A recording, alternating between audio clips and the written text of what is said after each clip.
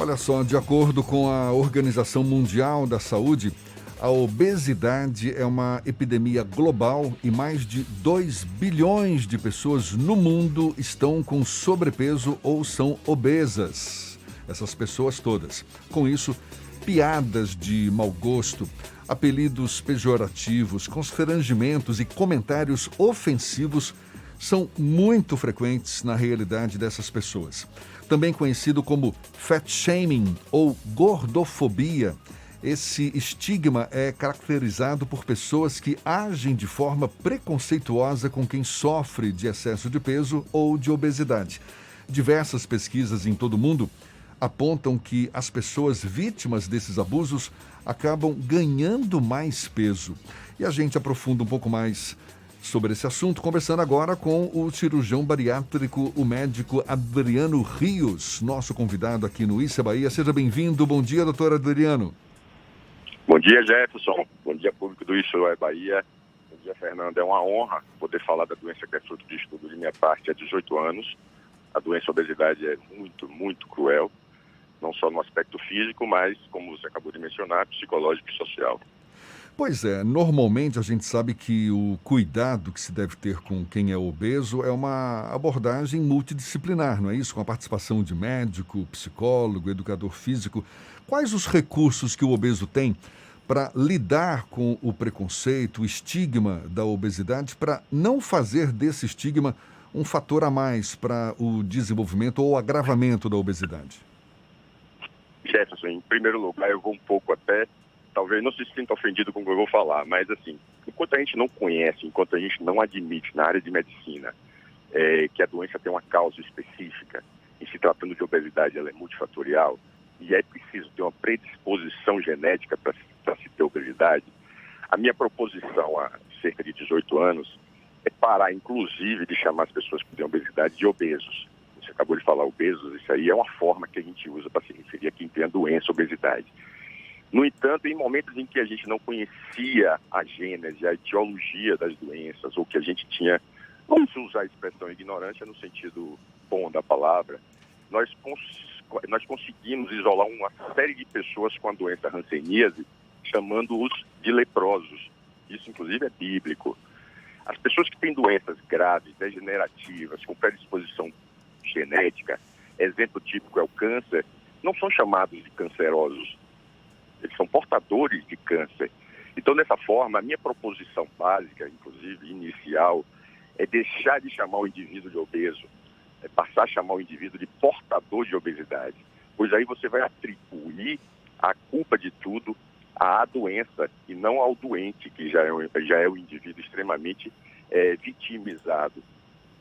A doença obesidade, inclusive, tem crescido alarmantemente entre as nossas infâncias, entre os nossos infantes.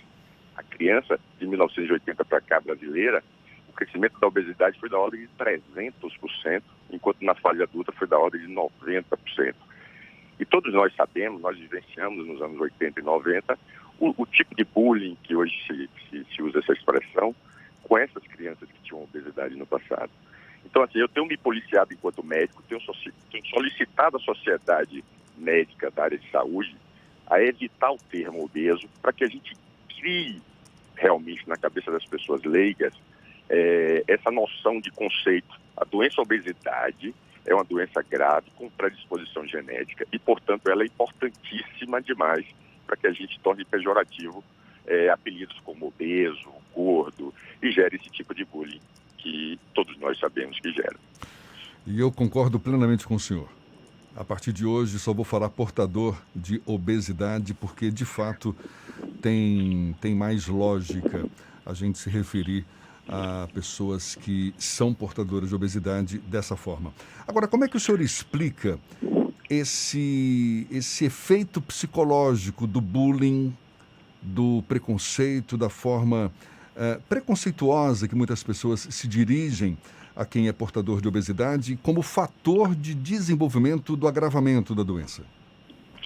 Então, na maioria das vezes, a doença obesidade causa limitações de mobilidade. Você há de convir que os indivíduos que têm 30, 40 quilos acima do peso considerado ideal para aquela altura que ele tem torna ele um indivíduo capaz de ter mobilidade. Inicia-se tudo achando que, por conta disso, quem tem obesidade é desleixado, é preguiçoso. Mas imagine um de nós que nunca teve obesidade e nessa fase que nós estamos vivendo aí de pandemia, que vocês no programa têm abordado de forma fantástica, queria parabenizá-los, em casa ganha peso, a performance para executar as atividades do dia a dia diminui. Essas pessoas não conseguem, por mais que queiram, fazer atividade física com uma performance adequada, acabam ficando um pouco mais acomodados em virtude dessa limitação. E aí, a partir daí, eu acho que as pessoas leigas têm a impressão de que ele tem a obesidade por conta dessa acomodação, dessa inércia. Mas é exatamente o contrário. A inércia surge a partir do momento que a performance dele para praticar qualquer atividade, inclusive exercício, diminui.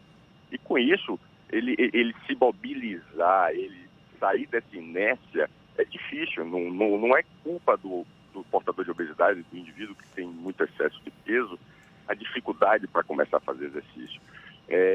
O indivíduo que tem obesidade não necessariamente come mais do que o magro. É possível até, inclusive, que nós dois conheçamos muitas pessoas magras que comem muito mais do que algumas pessoas que têm obesidade que nós conhecemos. Então é preciso ser predisposto para ter a doença obesidade do ponto de vista genético, assim como é preciso ser predisposto para ter câncer de pulmão e fumar. Pois nem todo indivíduo que fuma necessariamente desenvolve câncer de pulmão. Então, Jefferson, eu acho que na medida que a sociedade das áreas de ciências de saúde mesmo, médicos, fisioterapeutas, nutricionistas, psicólogos, criarem consciência de que a doença obesidade se não é a primeira, é a segunda maior causa evitável de morte. Ela empata ou perde de tabagismo nos dias atuais. Ou seja, é melhor prevenir a obesidade do que tratar. O indivíduo que tem a obesidade, sobretudo a obesidade severa, antigamente conhecida como mórbida, é um indivíduo que dificilmente vencerá a doença. Então, todo mundo sabe o que fazer para não engordar. Mas a verdade básica é que a medicina ainda não tem o tratamento 100% garantido para fazer o indivíduo emagrecer definitivo. Então, eu bato na tecla de que é preciso evitar a doença, a obesidade a qualquer custo, criar campanha para que as pessoas enxerguem que as comidas industrializadas, as comidas muito ricas em calorias, em cheiros, em sabores, é óbvio que a revolução industrial com comida desse tipo nos fez prosperar do ponto de vista até de número de pessoas no planeta. Mas é preciso criar uma consciência a partir de agora de que a gente deve fazer de tudo, inclusive na fase escolar, para que as pessoas criem hábitos saudáveis de alimentação. E, Jefferson, é difícil escolher comida saudável. Se imagina uma família de baixa renda, na qual os 2 membros da família têm que sair para trabalhar e deixar seus filhos em casa, e preparar comida saudável todos os dias não é fácil. Então, eu acredito que, do ponto de vista de planejamento político, social, a gente deva começar a voltar a fazer com que as crianças na escola sejam orientadas e comer na escola, inclusive, de forma saudável, talvez seja uma maneira. Eu me lembro que quando se começou a campanha anti-tabagismo, aquelas fotos, né, que tem nas carteiras de cigarro atualmente, eu acho que aquilo causa um impacto muito positivo para que o indivíduo que fuma, ou quem não fuma, identifique e sinta medo de fumar. Não é medo que eu quero que as pessoas tenham da comida industrializada, mas eu acho que a gente deve repensar uma forma de o acesso à comida saudável, inclusive, ser mais barato. Os indivíduos de poder aquisitivo melhor, eles escolhem o que comer. Há uma frase dita aí que a gente é o que come, mas eu reflito no aspecto contrário da frase. A gente come o que é.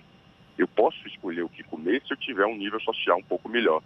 Se eu não tiver um nível social melhor, eu vou comer o que é mais fácil, o que é mais prático, o que é mais barato. Afinal de contas, comida industrializada é mais barata. E todas elas são muito ricas em caloria.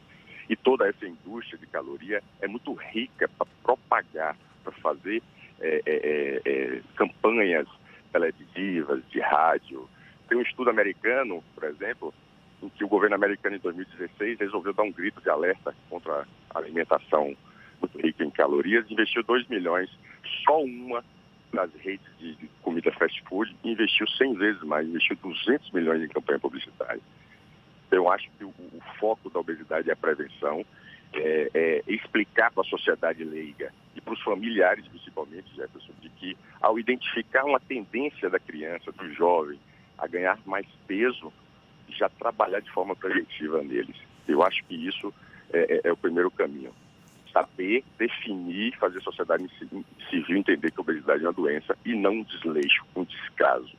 Eu acho que é por aí. Há um desafio também na questão do debate sobre a gordofobia. O senhor falou isso logo no passado. E nós temos uma sociedade em que há uma estigmatização muito grande de pessoas que estão fora da forma padrão da publicidade ou do que nós vemos na TV, do que aparece nas mídias sociais. Como contornar esse grande problema? Porque a publicidade mostra sempre corpos sarados, as redes sociais expõem pessoas com formas muito mais próximas de um ideário do que algo da realidade. Como conscientizar as pessoas de que o normal não é necessariamente essa lógica do corpo perfeito e que a gordofobia causa problema para quem é uma pessoa gorda? Perfeito. O comprometimento porque a gente, quando pensa em doença, a gente tem que saber, inclusive, definir. Doença, ou melhor, saúde não é ausência de doença. Eu não tenho nada contra, por exemplo, Miss Plus Size e etc. Eu acho que a autoestima da pessoa deve ser estimulada a todo instante. Não é possível que todo mundo realmente desenvolvam, como você falou, corpos sarados, perfeitos, próximos de um ideal. No entanto, a preocupação em relação ao sobrepeso e obesidade vai muito além da inserção, digamos assim, do ponto de vista estético. Nós sabemos que é 2 vezes mais comum a prevalência de diabetes em quem tem obesidade. Diabetes e hipertensão são os principais responsáveis, são cerca de 3,5 milhões de mortes por ano relacionadas a isso. Então, assim, por mais que a gente admita que as pessoas devam ter inserção em campanhas publicitárias, em folhetins, televisivos, filmes, etc., essas pessoas precisam ter consciência de que devem procurar, e a família deve estar atenta à atenção do endocrinologista, do cardiologista, de um clínico, porque muito mais do que excesso de gordura, essas pessoas podem estar com doenças como esteatose hepática, que é a segunda maior causa de transplante hepático nos Estados Unidos, só perde para o alcoolismo. Essas pessoas têm lesões articulares muito mais frequentemente, ou seja, fruto de consultas aos ortopedistas. E a minha preocupação inclusive, você imaginar que o indivíduo que tem obesidade passa por coisas que nós que não sofremos da obesidade, que não temos essa predisposição genética a engordar, jamais seremos capazes de enfrentar. Tem pessoas que não conseguem viajar de avião, tem pessoas que não cruzam as pernas, tem pessoas que não amarram um cadastro, tem pessoas que não conseguem fazer a própria higiene pessoal. Então, assim, são linhas de sofrimento que o indivíduo que não passa pelo problema da obesidade enfrenta, que estão longe da nossa imaginação. Eu não sou nada, não tenho nada contra as pessoas terem inserção. Eu acho que a televisão cria um imaginário que precisa realmente ser trabalhado, a mídia fotográfica também, revistas e etc. Mas no momento que a sociedade entender que se trata de uma doença e que não se pode, ninguém aponta o dedo para uma pessoa na rua que fez quimioterapia e o cabelo caiu e infelizmente está passando por um processo de doença grave como o câncer e chama, ó, lá vai o canceroso. Mas com o portador de obesidade ele é usado inclusive como referência. Ó, ali, tá vendo o gordinho ali? À esquerda dele é o lugar que você tem que ir. Então as pessoas, isso é fruto, mais uma vez eu vou falar, no bom sentido da palavra ignorância, que nos remete a desconhecimento. No dia que a sociedade civil der muito espaço, e aqui eu agradeço de joelhos a vocês por esse espaço que vocês têm dado. Eu acho que não é a primeira vez, nesses últimos 2 meses, terceira vez que eu ouço vocês falarem sobre a doença obesidade aqui no programa de vocês. Parabéns mesmo. A sociedade civil tem que abrir espaço, porque assim, eu acho que a mídia, de uma maneira geral, fica procurando aquele fato inusitado para virar notícia. Então, ainda que seja através da Covid, Deus me livre que essa doença mas vai continuar entre nós. Os portadores de obesidade são os que mais vão para a UTI, depois daqueles que têm 65 anos de idade ou mais. São os que mais estão sofrendo com a Covid nesse momento. Eles não têm capacidade respiratória adequada eles têm, na maioria das vezes, diabetes, hipertensão e usam medicações que facilitam a vida do vírus no organismo deles. Eles têm resposta inflamatória exagerada, e é o que o vírus quer, porque ele provoca uma resposta inflamatória. No indivíduo que já é inflamado, isso evolui para uma doença grave. Então, a gente deve começar a enxergar o portador de obesidade e conscientizar os familiares, porque muitas vezes eles não se reconhecem portadores dessa doença. Se você imagina que nós temos 20% de pessoas com a doença, por que os registros das sociedades médicas só identificam 2% das pessoas que têm obesidade procurando ajuda? É porque essas pessoas provavelmente não acreditam que têm uma doença. E existem várias formas de tratar a obesidade. Nem sempre é cirurgia, nem sempre é só tratamento clínico. É uma doença que, inclusive, pode recidivar. O indivíduo emagrece, fica 15 anos magro, mas a doença pode voltar depois. O câncer, por exemplo, alguns tipos, eu faço o tratamento, 5 anos depois eu consigo dizer que o indivíduo está curado, alguns tipos de câncer. Mas a obesidade, o médico jamais poderá dizer que ele está curado. Ele precisa do psicólogo, do nutricionista, do fisioterapeuta, do fonoaudiólogo. A e a multidisciplinaridade nunca foi bem utilizado como tem sido utilizado nos dias atuais para qualquer doença, e para a obesidade deve ser assim, como o Jefferson bem falou no início. Por isso mesmo, sempre muito salutar um debate, uma discussão como essa, porque, como o senhor bem disse, a conscientização talvez seja até o primeiro passo a ser dado para se evitar a obesidade ou para cuidar da obesidade com a devida atenção, enfim. E eu quero agradecer muito a sua participação, médico Adriano Rios, cirurgião bariátrico, conversando conosco aqui no Issa Bahia. Muito obrigado pelos seus esclarecimentos, pela atenção dada aos nossos ouvintes, e um bom dia para o senhor.